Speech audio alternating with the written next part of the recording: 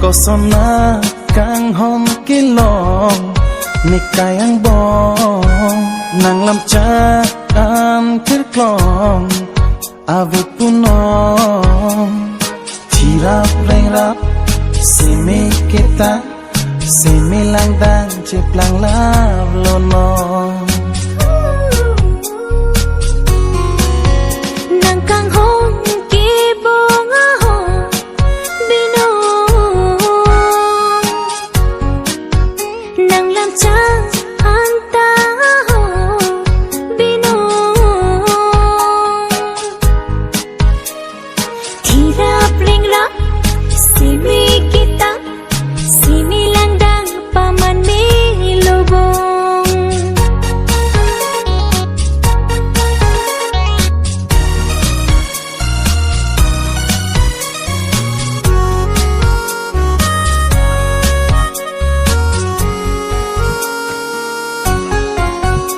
nang lam cha toan asong chimunti loma obong ni lam cha doan ason chiting ni lang obong piniranian kosong ahopit lopini obong kosona kang hom kilong nikayang bong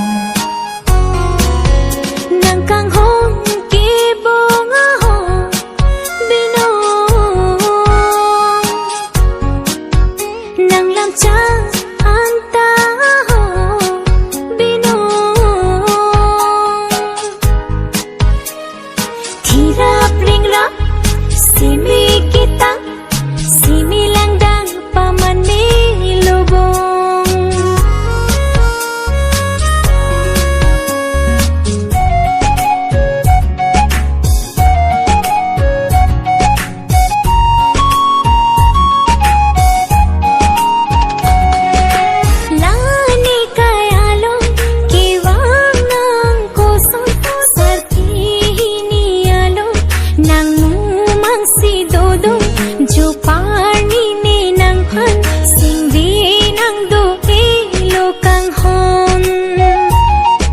Lamang joy nisi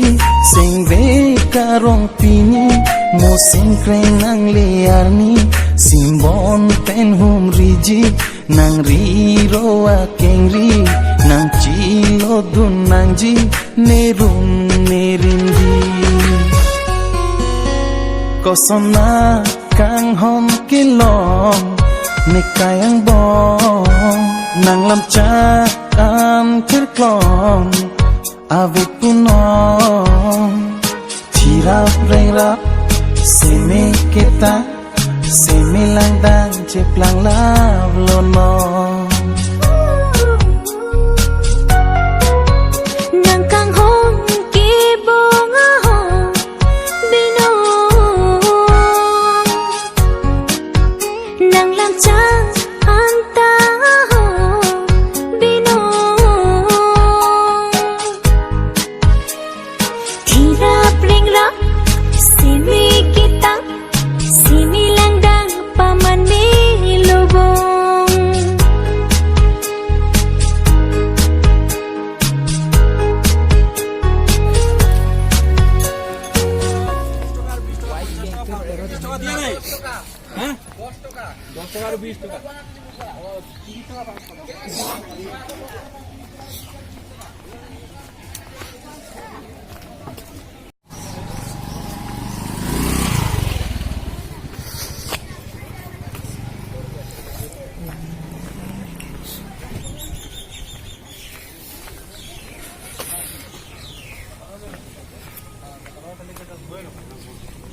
Nah, ini sih telah